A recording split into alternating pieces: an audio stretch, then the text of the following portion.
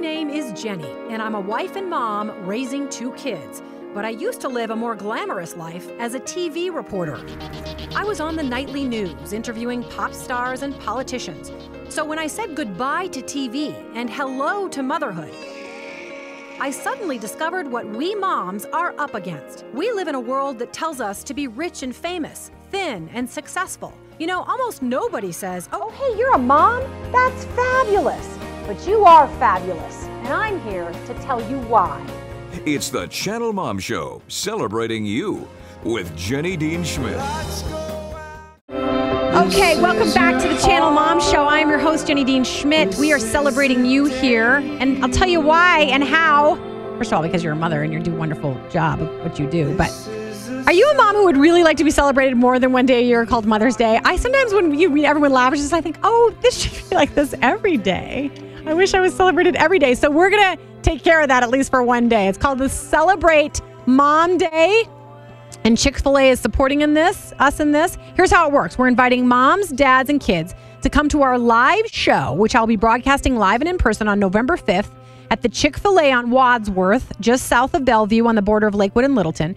That live show will kick off festivities for Celebrate Mom Day, and we'll be interviewing moms and kids on the show. So come on down and be on the radio. I know lots of moms would like to get their kids on the radio because they're so darling. But then after the show is over, we're going to be offering some great pampering prizes and treats for moms and kids. We're going to have some fun games for kids and mothers to play, including the blindfolded makeover, which is my personal favorite. We'll also be taking nominations for Channel Mom's Mom of the Year, which I'm really excited about. Oh, I hope I get nominated. Okay. I'll have to nominate her, won't I, Dan? My kids could. And we'll give you an opportunity to be a guest host on the show with me on an upcoming Channel Mom show. So put it on your calendar, November 5th, between 8 and 12:30. Come on down to the Chick-fil-A on Wadsworth, just south of Bellevue. They're the ones that are supporting this. It's not all Chick-fil-A's. And we love Chick-fil-A. Let's eat there. Yes, we do. It's fabulous. And it's good for you, too. Today's segment, and we're going to start doing a little more often, is called Koffee with Kellie. It's our version of The View, but better. We're going to have a cup of coffee with you all out there and invite our friend Kellie. And we even have a little special introduction to it. Dan? It's time for Crazy Talk with Kellie. Ever since I was a kid, I loved scary things. Kellie, the mom who puts the comedy in parenting. No way. She plays lacrosse and takes cello lessons. Even my reputation can't handle that dork kid. Girlfriend's got stories. My mother always told me that nice girls shouldn't make a fuss, and now I am a flippin' doormat. If you're a mom who's overworked and just plain tired, then wake up for Coffee with Kellie. So, sit back, relax, and most importantly, enjoy. Absolutely. Welcome, Kellie. Are you there, girl? I am. Good morning. Good morning. We're so glad to have you on the Channel Mom Show. This is Kellie Steinmetz, everyone. She is probably the most entertaining, hilarious mother I know. Oh, my. That's high pressure, Jenny. I know it is. I know it is. So are you ready to chat this morning? You bet. Yeah. We're going to just have a little chit-chat about some issues that we think moms are going to have an opinion about. And they can sure call in and vote yay or nay. The first one, I'm just going to admit this right away. I happened upon another radio show. In fact, I invited them to come on our show. It's 2 guys. They happen to host a radio show in Denver. We don't have to say who they are, Kel, but I think you probably know. I do. They tend to give moms advice a lot. And They give everybody advice. I don't think they have any credentials. I don't. And particularly for mothers. I don't understand why what do you think, Kel? Why do they get to give moms advice? I think they follow the cool crowd. Oh, okay. So let's talk about this. One of the proposals they were making this week was called Mom Happy Hour. And if I understand it correctly, and I could be not understanding it, where the bar should open themselves up one day a week. Mm-hmm. Kel, did you hear this? I did. Yeah. Yep. Oh, good for you. You're an avid fan of them. I hope you listen to us as often as you listen to them. It's called Mom Happy Hour. You come in, you bring your kids. If you get schnockered, they're going to have to figure out a way to get you home. And you stay there for a couple hours, but it's a great way for moms to get away and have a drink, but yet know their kids are within reach, spanking distance. Yeah. So their kids are like wandering around the bar? I don't know. Kel, what do you think? Well, not going to lie, I've joked about it before. It's a great idea, but I would never, ever follow through with that.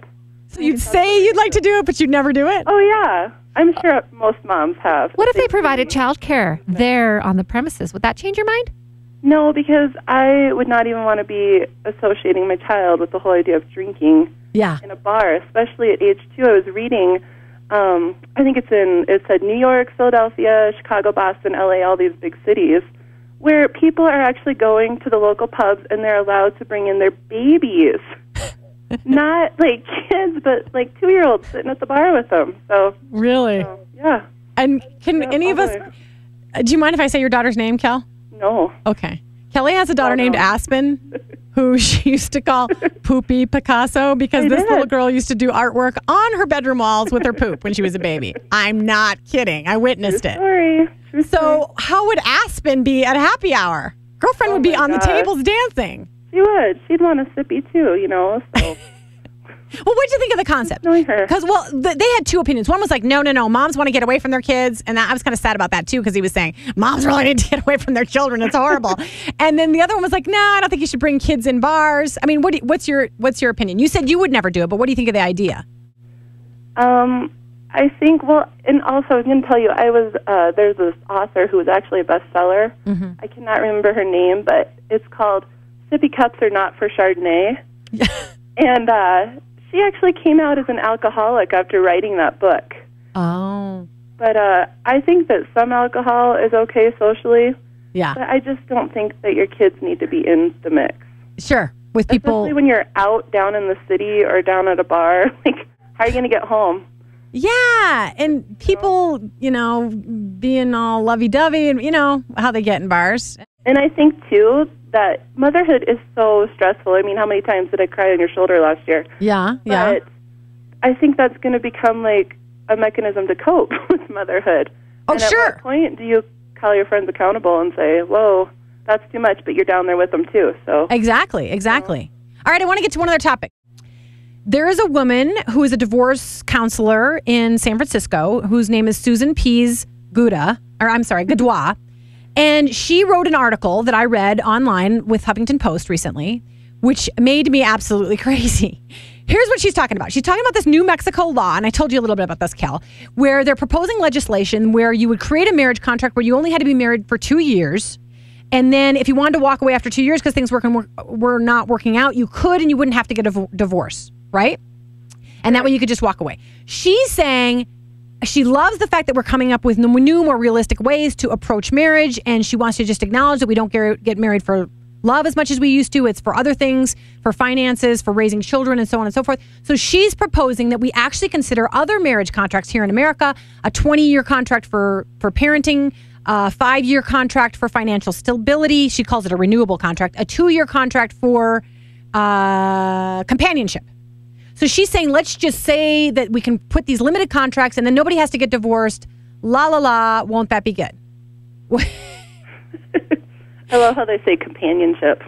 I know. And then if you're just financial stability, does that mean that you can't, have companionship, if you know what I mean? I mean, what? Well, hey, it's a practical alternative to until death do us part, right? It is a practical alternative, but and I hope a couple people will call in and vote, and we can get a tally on this. That are you in favor of these kind of limited term marriage contracts, or are you against it? And okay, I'm just going to say this, Shell, and then you and Kelly can weigh in. What I find that to be, and again, I understand that there are divorces out there that are awful and painful, and the women who were in them did not want to walk away from the marriage. They felt like it would be better for their children. We all know. I mean, children are 5 times more likely to be in poverty if their parents get divorced. They're more likely to drop out of school. They're more likely to go to jail. The finances of both people go down. The mother goes into poverty. It's just proven. It's usually just the mother. It's devastating to the children. They're more likely to go into depression. And we're going to talk about this in the next segment with a counselor. But so first of all, just because you're sanctioning it in a contract and saying, okay, we're just going to put an end limit on this, which is essentially a divorce. You're just not calling it that. Okay, so we're going to You're planning your divorce before you get married. You're planning your divorce. You're going to sanction it. It's not going just because you're not calling it divorce doesn't mean all those things are going to go away. The poverty, the kids dropping out of school, that's not going to go away. And they found that cohabitating, where people will not commit to marriage, is also impacting children now. They've discovered that they see that there's not a commitment there, and it makes them anxious children. Right. So what do you think, Cal? Well, I mean, if you grew up knowing that your parents were going to leave as soon as they were done with you, I mean, I think you'd feel more like, oh, I'm just their job. I'm not their kid.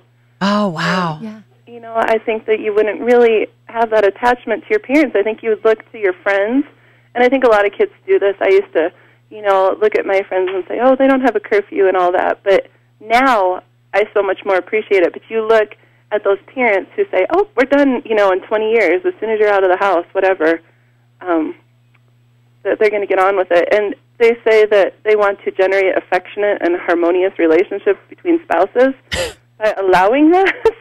If people don't want to stay together, and enable them to separate without what they call cumbersome proceedings that only harm families. Right. I mean, there are going to be extreme long-term effects to this. And if our society turns into a society that doesn't require commitment anymore, I mean, where else is that going to affect us? Like in the job world, and Well, then what does it teach your kids about your? Yeah. I mean, I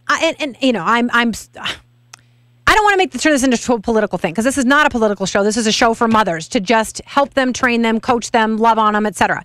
So it's not a political thing to me. But I will say that I'm conservative when it comes to this thing, where I think that the reason marriage was created was for the family unit, because it's proven that the family unit is the most economically viable thing out there. It's also the best emotional building ground for a child. I mean, they're all, now granted, there's some bad ones. But Kellie, I just read that when parents say, well, I figure if the kids see us happier, they're going to be happier, they found that doesn't matter. They found that if you stop arguing, the kid is still depressed because you've been divorced. The child would rather have you together fighting than have you apart. Now, again, this is not to condemn people who are divorced. I'm not condemning the people. I'm just saying that divorce is a problem, and she's not acknowledging this. She's just sanctioning it. Well, she's also saying that people get married. And the whole contract idea, like, what's the point of even getting married anyways? If you know in 2 years, I might not resign, why even get married? That's not marriage. Yeah. That's really not marriage. That is an agreement to divorce. By certificate, anyway. So. Well, it's an agreement to divorce. That's what that is. You're signing. Yes. Within the marriage is an agreement to divorce, which is just odd to me. What were you going to say, Shell? Well, she was saying also that we only get married because of a financial reason, or we only get married because we want someone to help us raise kids. And nobody really goes into marriage for that. I mean, unless it's an arranged marriage, nobody goes into marriage for that. Or companionship. But did you, when you were walking down the aisle, were you thinking, great, financial stability? For sure, yeah. We were 22 years old, fresh out of college. That's for sure what I was thinking. I don't know. But you got the last word, Kel. What do you think? Do you think people are going to, I mean, granted, she's just saying this. I don't think it's going to fly. I think, it's starting down in Mexico City anyways, and you have to look at that whole realm. There's a lot of corruption down there. Right. And I don't know what the basis is. I don't know if a bunch of women rose up together because of abuse and said, we want this. Do you know the background on it at all? It's a left-leaning party person, I know. And I know the church is outraged. And by the way, we haven't even mentioned that. Yes, the Roman Catholic Church down there, I know, is... They're outraged about it. But all three of us, you, myself, and Shelley, we all believe in the sacred creation of marriage, that it was meant for our good. And that, ideally we should all be able to work at it and make it work. Now, I know that doesn't happen, but let's just remember that it was also designed as a sacred thing, don't you think? Definitely. Yeah. Well, definitely. Kellie, said, but if they cannot control themselves, they should marry. Or it's better to marry than to burn with passion. Yeah. So, there you go. It's only 8:30, Kellie. You go, girl. You rock. 30. Back soon, right, Kel? You bet. Okay, thanks for having me. Oh, thanks for being here, girl. See you later. You too. Bye-bye. That was Coffee with Kellie. Just love her. I think you're going to enjoy her more and more when she starts telling stories about her children, which are incredible. All right, coming up, we're going to talk more about this marriage issue. We have a counselor to come up to talk about how this could be a problem for children. 10. So please come back and join us to talk a little bit more about this and cast your vote.